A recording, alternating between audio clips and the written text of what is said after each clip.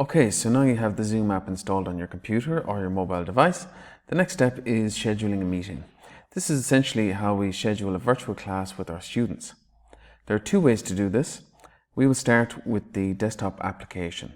So I'm going to navigate here and I'm going to open zoom.us and it takes me to this home screen here.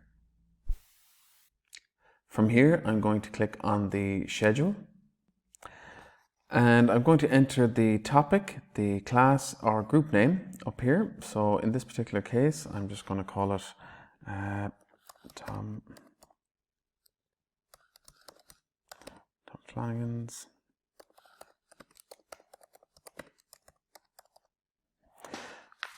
So I can enter the date and time of the meeting. Here I'd enter the time. If this is a recurring meeting, as in if this is the same meeting, same time every week, I can click on this button.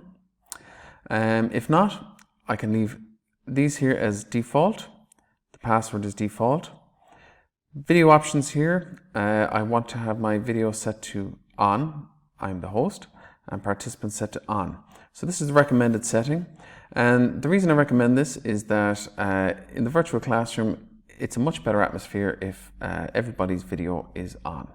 It gives a much better sense of being in the classroom with other students. There are options here also to place a notification in your calendar, which can be very useful. There are other options here under the Advanced Options tab. Now, I recommend, depending on the class size, that participants be muted on entry. And this ensures that late entrants do not disturb the class, and this will ensure that the teacher, tutor or instructor can clearly communicate to the class without interference. Another option here is to automatically record the meeting to a local computer. This can be very beneficial for students to recap on class material or to catch up on classes missed if the recorded classes are shared through your learner management system like Moodle or Microsoft Teams. If you decide to use this function, in line with data protection, the class participants must be fully informed and agreeable to the recording and its use as a class resource. Likewise, students aren't permitted to record classroom sessions. Another option here is Enable Waiting Room.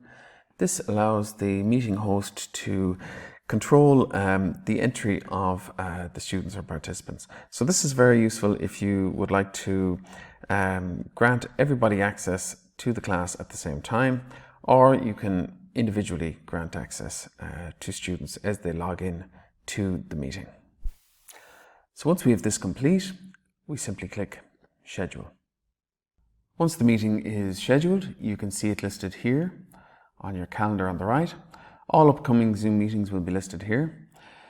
To invite your students to participate in the class, you can simply click on the three dots here and choose Copy Invitation. The invitation text is now copied to your clipboard, and you can simply paste this now into an email. So just to go through that process quite quickly, I am going to open up my GRETB email account. I'm going to sign in here.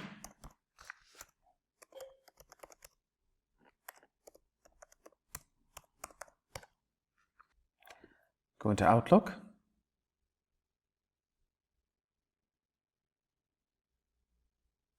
I'm going to create a new message.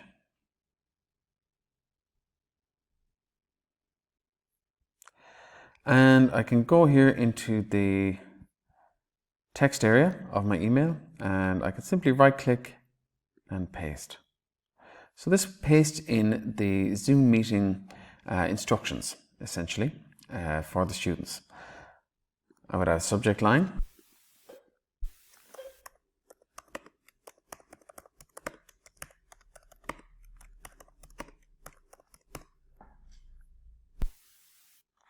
It is worth noting here that when sending out group emails to students, the student's email address should go in the BCC section of the email. This is to ensure that students' email addresses are not shared with the class unless prior permission is given by the students. When students receive this email, they can now connect to the Zoom meeting by copying and pasting this link into their browser.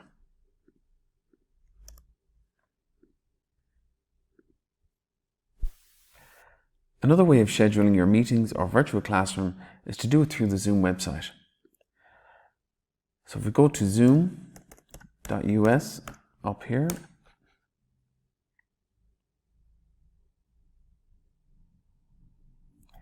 I'm just going to agree and proceed. So here I'm going to sign in. And again, I'm signing in using my GRETB email address.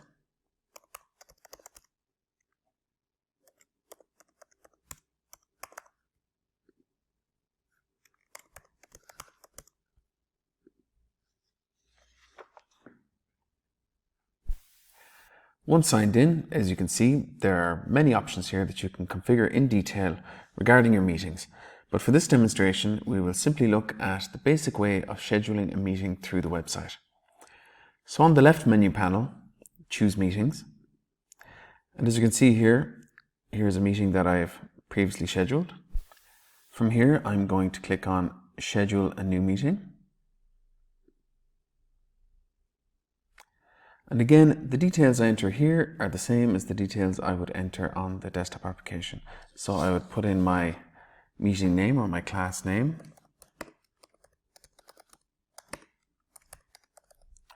I can add a description. I can also add the date, time, duration of the meeting. If this is a recurring meeting, as in the class is at the same time every week, I can click Recurring Meeting here. And I can set the recurrence and how often it repeats and the end date. So this can be very, very useful if this is a weekly class scheduled for your students. Again, here I want to ensure that I select video on for the host and the participants. Other options here again include enable join before host. I think this is important because oftentimes when students are new to this and they're clicking on links in emails and they're trying to join a class or a meeting, if they cannot do it in the first go, oftentimes it can put them off. So if they're allowed to join the meeting before the host, it allows them to connect in early on and then wait for access to the class or wait for the class to begin. Again, mute participants upon entry, I would select that by default. And again, you have a record the meeting automatically option here to your local computer. When recording meetings or choosing to record a meeting, it's very important that all of the students are informed beforehand and that they're aware that the meeting is being recorded and that it's only used for as a class resource for research and reference purposes. I'm going to click Save here. So I've now scheduled my meeting and I can do all of the same things I can do through the desktop application. I can add it to one of my calendars here. I can also copy the invitation. I'm going to click on this. So from here you can copy the meeting invitation like so, paste it into an email and send it to your students, which again will give them access to your Zoom meeting. So another option you might want to look at here is at the bottom we have Save as a Meeting Template. If this is again a regular class that you'll be scheduling on a regular basis, you can save this as a quick template to access at a later stage. So you know the very basics of using Zoom to set up and schedule a virtual class.